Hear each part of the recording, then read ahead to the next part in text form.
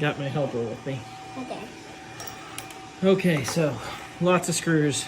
Got to be really careful because they've all got Loctite in them, and so in order to take out the screws, these teeny tiny little screws, which we've got right here.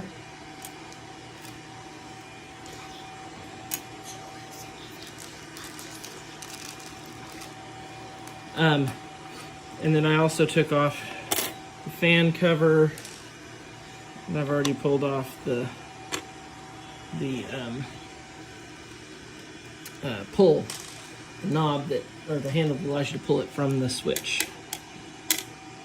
So that's all for the fan, and you'll notice it looks kind of like that when it's installed. I've already reversed all four of the central fans and this other power supply because I wanted to test it. So now we'll disassemble this last power supply. But yes, these screws, which go right here, there's one right here, one right there, one right there. All of them are very difficult to get out. They've got Loctite on them, so make sure you are applying a lot of pressure and you're twisting very slowly so the screwdriver doesn't slip and strip the screw. This screw, I destroyed getting out because I didn't do that when I first attempted to pull them out, and I had to go get a de-threading bit. Anyhow, so pretty simple. Once you get the screws out, the top lifts off an angle like this.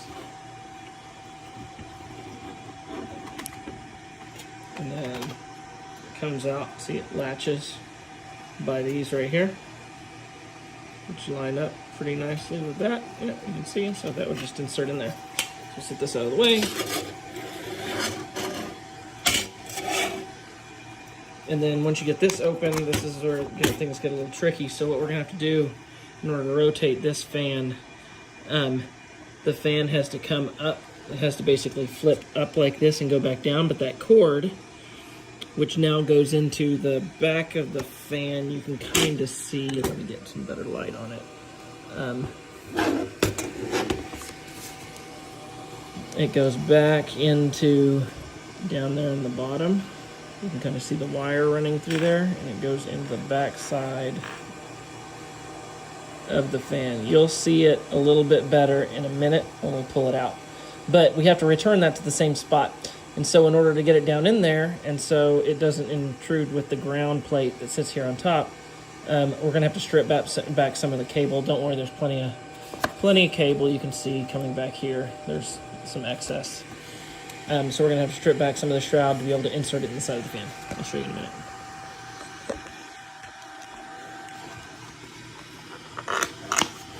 So the first thing we have to do is we have to get into this sucker.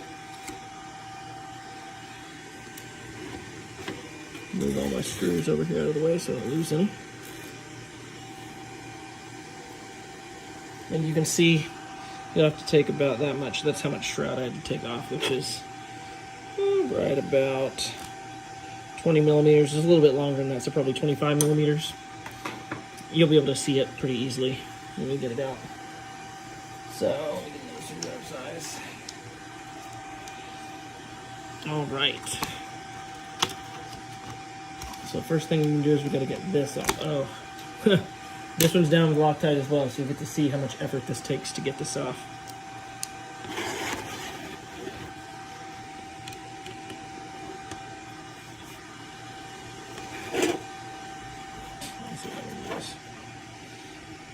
You have to push down and turn it real slow to get it to break.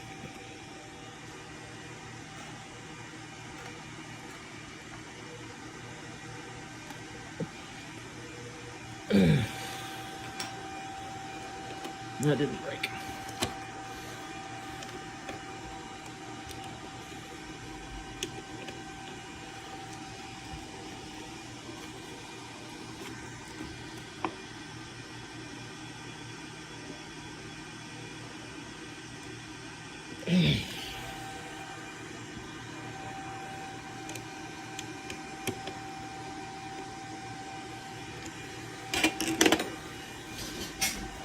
One would make you think they didn't want you to do this, which is probably true.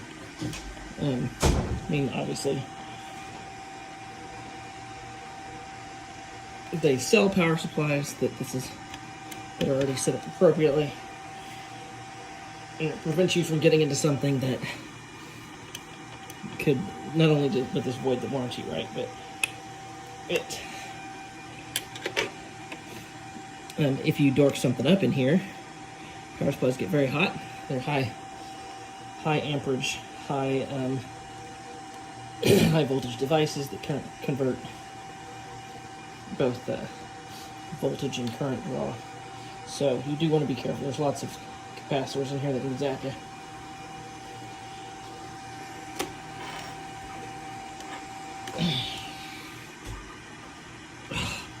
I'm damaging this screw. It's just on there tight enough that I can't get it off.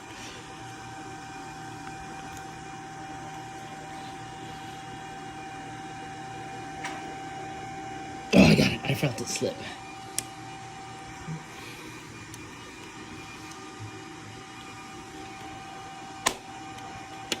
There we go. It came up. Whew. I mean, I would easily say I was having to put 50 pounds of pressure on that little bit right there, which is really kind of impressive how structurally sound or well built this is to be able to withstand that. But yeah, you know, not great. In fact, I probably shouldn't have been doing it on top of the switch. But so that releases our ground plate, which basically grounds the board to the chassis.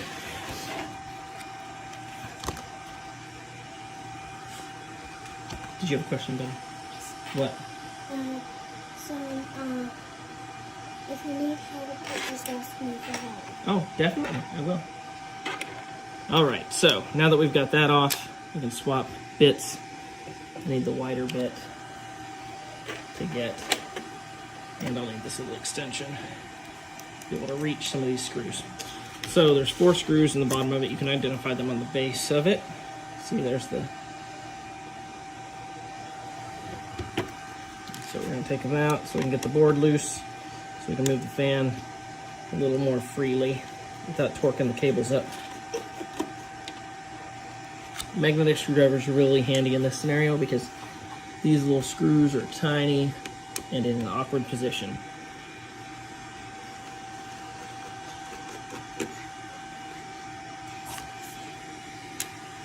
Yep.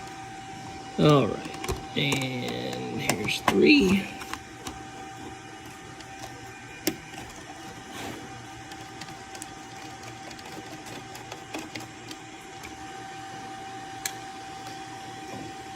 And 4.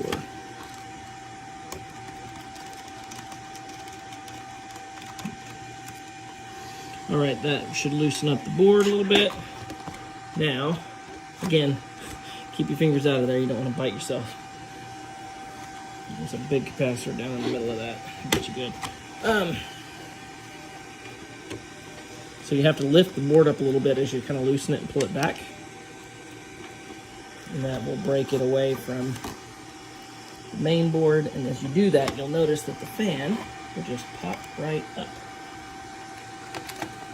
There we are. We got the fan out. And this is what I was talking about, this cord, the shroud that keeps it, you know, insulated from all of these other components over here. So what we're gonna do is, if it sits down in here like this, we're gonna have to flip it like that. See how that rotation, what it does is it allows us to, we can insert this cable, we'll remove this shroud right here and these wires will slide right down into the bottom of this. All right, so, little one had to go to bed. It's already 10 o'clock, 10:30. So, as I was saying, this is gonna rotate down in here and then we're just gonna insert the wires in the shroud, but we have to take off that much of the shroud, or of the heat shrink, off of the wire in order to be able to fit it down in here. And so it's kind of delicate. Be careful, don't cut yourself.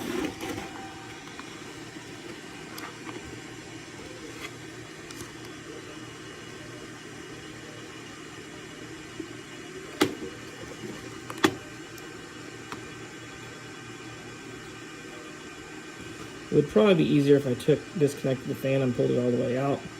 It's just, there's not a lot of space down here. I don't have to thread it back through or risk breaking a component trying to get to it. So, in lieu of that, I'm just very delicately using the case of the fan itself to kind of trace around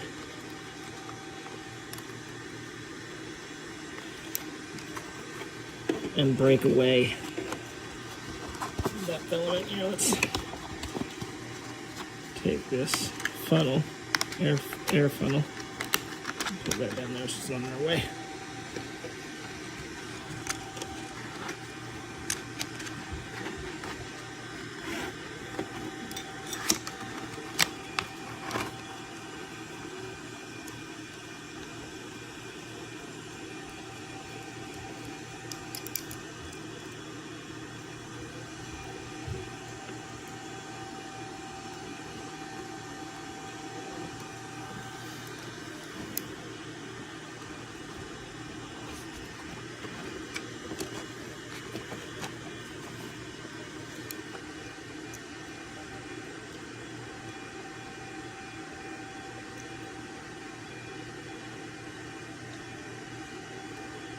Just keep tracing that. I know I'm doing something bad here. I'm cutting towards my thumb. It's either that or I'm cutting towards my finger. So there's not really a good way to accomplish this.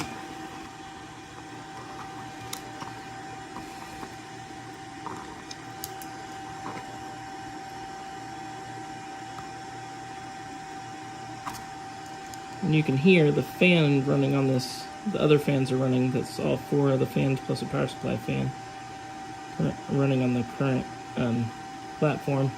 I set to lower the volume of it. I set them to 40%, and that seems to keep the temperature from rising too much on the ASIC. I'll probably continue to run it. I may bump it up to 50% when I get it in the closet. We'll see how the temperature does in there. I just added my HVAC unit, or plumbed in my HVAC, the central air, into our closet here, so.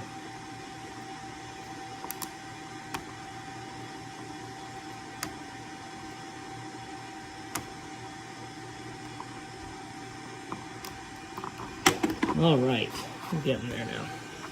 You see this heat shrink start to come back.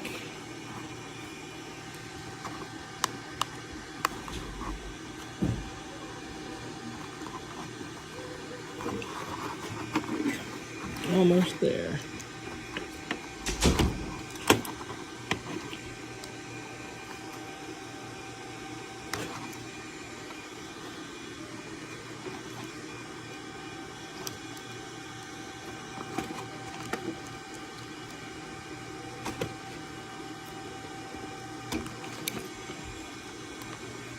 There we are.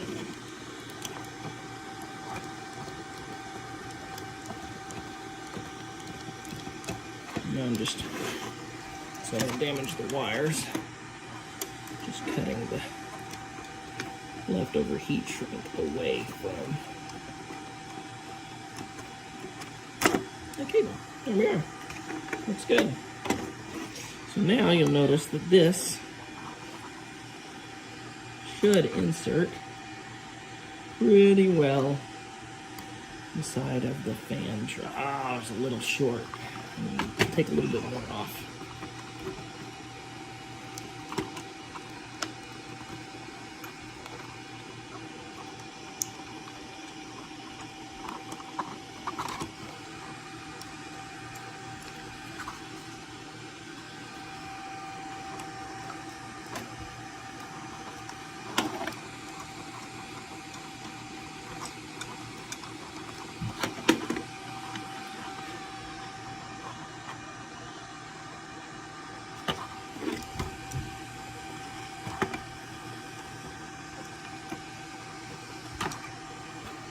There we are.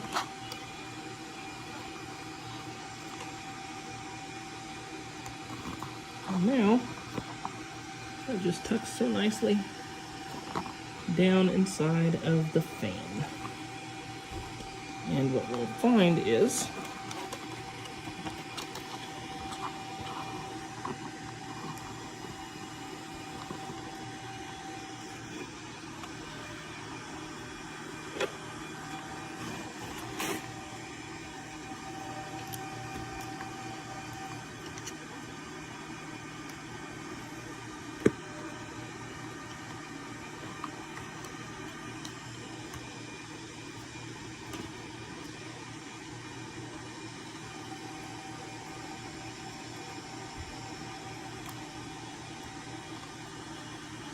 there we are. So now you can see how it's tucked inside the side of the fan, so it clears everything. And now we can just put it right back down in here. It's a little trickier to get it back in.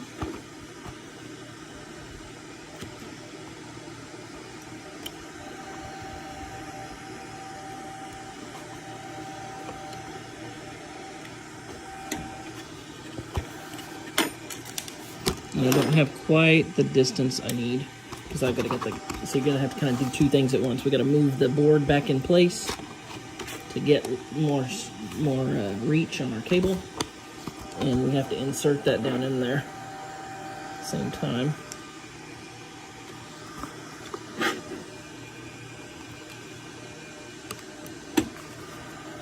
These solid core, I have already grounded out the capacitor in mine.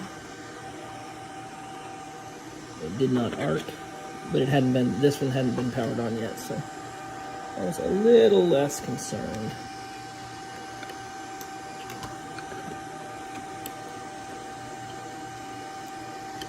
There we are. The other one, the cable fit a little nicer down in there. It wasn't quite such a reach.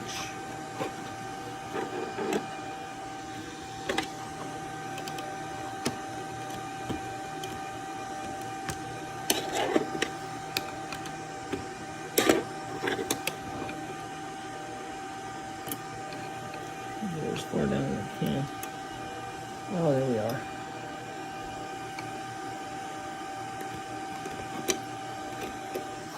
Now it's in there. And now, if I pick the board up and shift it into place, it should fit nice and, yes, nice and taut. So now, when I put the fan cover back on,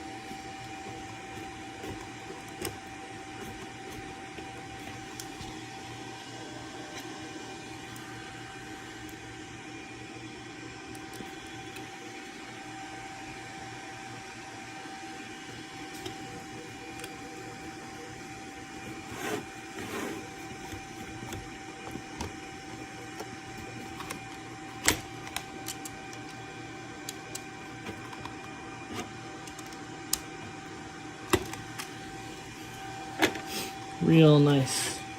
Fits in there just perfect. And now my ground. Put this guy, we'll swap bits again.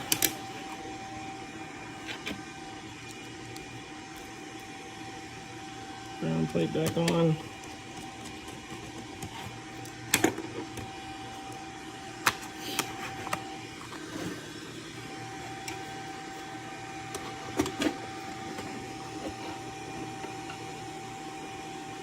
Oops, trying to do this backwards. And then now, you can see this just lines up like that. Oh, huh. Almost forgot. I gotta bolt the motherboard back down. And I took out the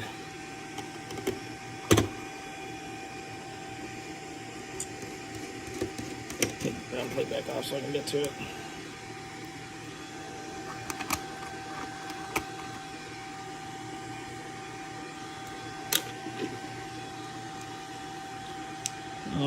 So these screws we gotta put back in the motherboard, or the power supply controller board, whatever you want to call it. It's the main board for the power supply.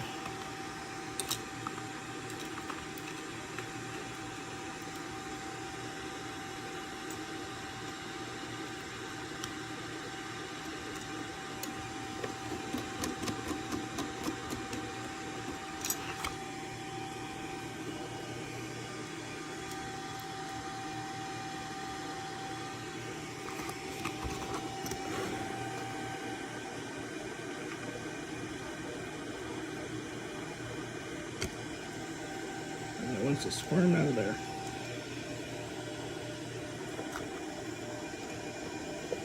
That is not an easy target to hit back in that corner.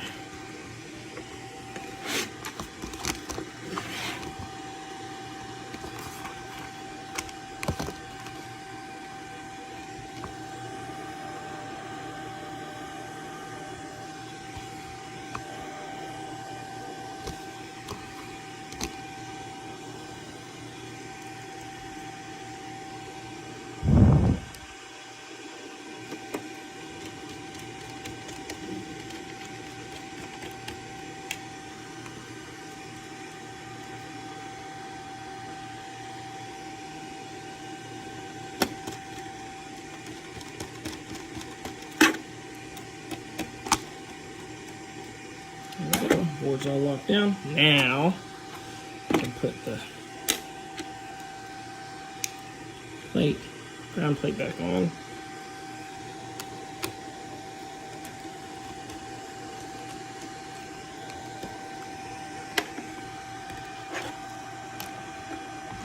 More snug. And then this just snaps into there and then folds, hinges down. There we are, just like that. Snaps on the other side. You see? It needs to come over the top. Did I not get that in there all the way? I don't think I did. No, I didn't quite get it in there all the way. Alright. There we go. It just snaps on like that. Put our screws back in the side of it. Don't drop the screw. They are tiny.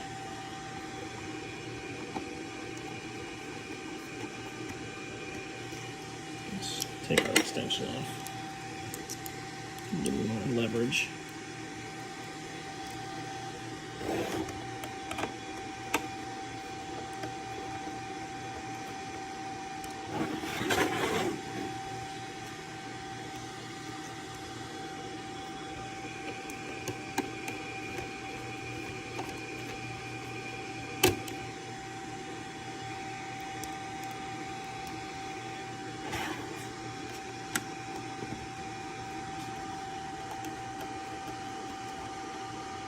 Oops.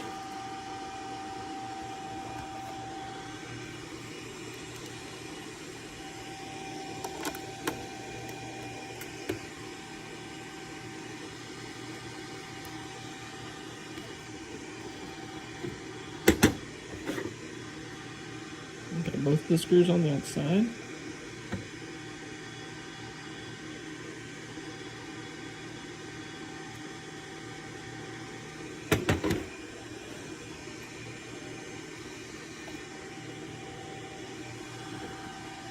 I think I missed a screw or two on the other power supply. I've got extras.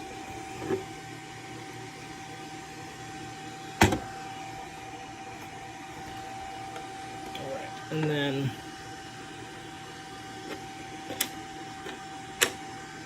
you put the pull back in.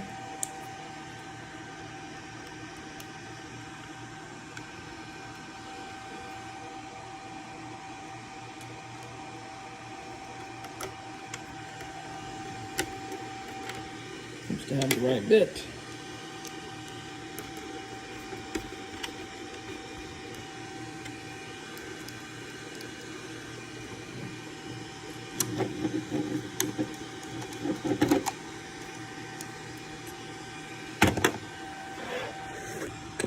And then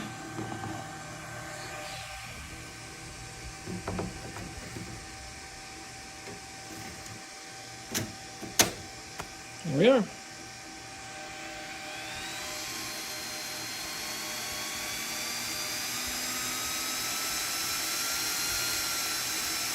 It's going to do its post. Receiving power from the power supply on the other side. And it is definitely blowing air out, not pulling air in.